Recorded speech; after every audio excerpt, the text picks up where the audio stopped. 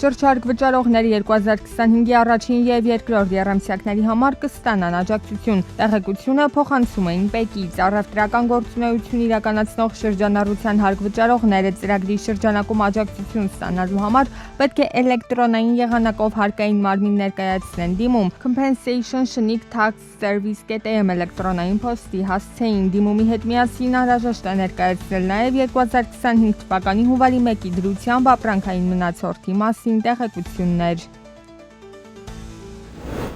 Կառավարությունը պատրաստել և հրապարակել է ուղեցույց, որտեղ քաղաքացիները կարող են ծանոթանալ սոցիալական ծախսի փոխհատուցման որոշման բոլոր պայմաններին։ Եկամտային հարկ վճարող և տարեկան հայտարարագիրը լրացրած քաղաքացիները կարող են կառավարության կողմից ստանալ փոխհատուցում իրենց կամ իրենց ընտանիքի անդամների կրթության, ատամնաբուժական ծառայությունների կամ առողջապահական ապահովագրության փաթեթների ձեռքբերման դիմաց։ Փոխհատուցումը յուրաքանչյուր հաշվետու տարվա համար չի կարող գերազանցել 100,000 դրամը, ինչպես նաև պարտադիր պայման է վճարումներն իրականացնել անկանխիկ եղանակով։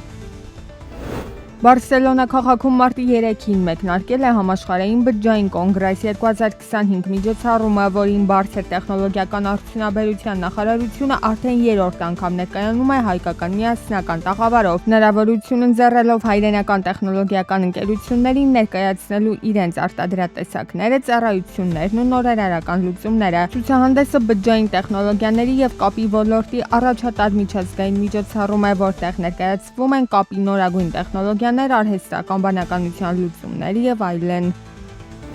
Ոչխարաբուծությամբ և այծաբուծությամբ զբաղվող և զբաղվել ցանկացող տնտեսվարողները պետության աջակցությամբ կարող են ձեռք բերել բարձր մթերատու տոհմային մանր եղջերավոր կենդանիներ, որոնցից յուրաքանչյուրի արժեքի 50%-ի չափով տնտեսվարողին կտրվի փոխհատուցում։ Այս մասին տեղեկացնում են էկոնոմիկայի նախարարությունից։ Մեկ տոհմային կենդանու առավելագույն գինը, եթե ձեռք է բերվում հանրապետության ներսում, սահմանվել է 300,000 դրամ, իսկ արտերկրից ներկրման դեպքում 450,000 դրամ։ Շահառուն կարող է ձեռք բերել նվազագույնը 5 գլուխ, իսկ առավելագույնը 300 գլուխ կենդանի։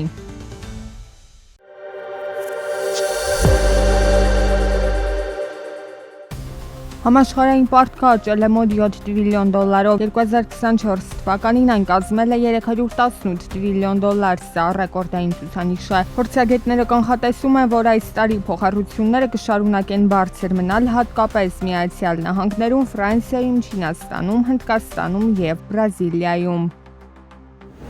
Փետրվարին Ուկրաինան 2025-ի հունվարի համեմատ ավելացրել է էլեկտրաէներգիայի ներմուծումը գրեթե 30%-ով։ Մեկ ամսվա ընթացքում Ուկրաինան ամենաշատ էլեկտրաէներգիա ստացել է Հունգարիայից, ընդհանուր ծավալի 35%-ը։ Էներգիայի ևս 30%-ը ներկրվել է Սլովակիայից, իսկ ամենաքիչը Մոլդովայից։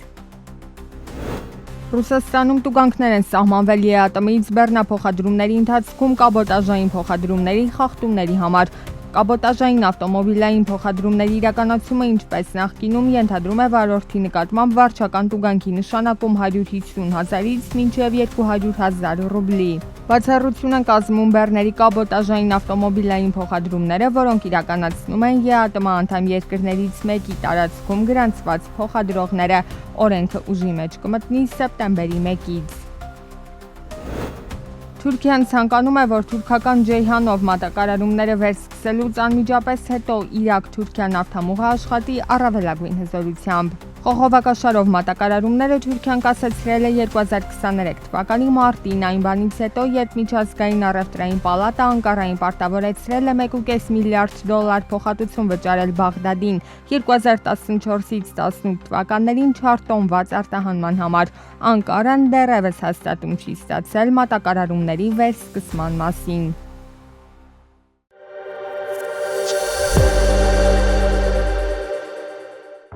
Կիևին ռազմական օգնությունը կասեցնելու լուրերի ֆոնին հաստատվել են ամերիկյան 25% մաքսատուրքերը Չինաստանից, Մեքսիկայից և Կանադայից ապրանքների ներմուծման վրա։ Թրամփն անգամ շահավետ առաջարկ ունի կանադացիներին ու մեքսիկացիներին, ովքեր չեն ուզում մաքսատուրքերի զոհը դառնալ։ Ես միայն սա կասեմ կանադացիներին ու մեքսիկացիներին։ Եթե նրանք պատրաստվում են մեքենաների գործարաններ կառուցել իրենց երկրում, շատ ավելի լավ է, որ Միացյալ Նահանգներում կառուցեն, քանի որ մենք ունենք շուկա, որտեղ այդ մեքենաները ամենաշատն են վաճառվում։ Մաքսատուրքերը կսահմանվեն տարեկան մոտ 1.5 տրիլիոն դոլար ընդհանուր արժողությամբ ներկրվող ապրանքների վրա։ Կանադայում մեղմ ասած ոգևորությամբ չեն ընդունել ԱՄՆ նախագահի առաջարկը։ Եթե Դոնալդ Թրամփը մաքսատուրքեր սահմանի, Կանադան պատրաստ է։ Մարտի 4-ից ուժի մեջ մտնող մաքսատուրքերը մեծացնում են Հյուսիսային Ամերիկայում այսպես կոչված առևտրային պատերազմի մտավախությունները։ Քարտեզի ասիական կողմում էլ են անհանգիստ ամերիկյան որոշումներից, բայց պատրաստ են նաև պատասխանել։ Չինաստանը լրացուցիչ 10-15% մաքսատուրքեր է սահմանել ԱՄՆ-ից գյուղատնտեսական արտադրանքի համար։ 15 ամերիկյան ընկերություն էլ ավելացրել է արտահանման վերահսկողության ցանկում։ Երկիրը նաև բողոք է հայտնում Թրամփի վարչակազմի որոշման դեմ։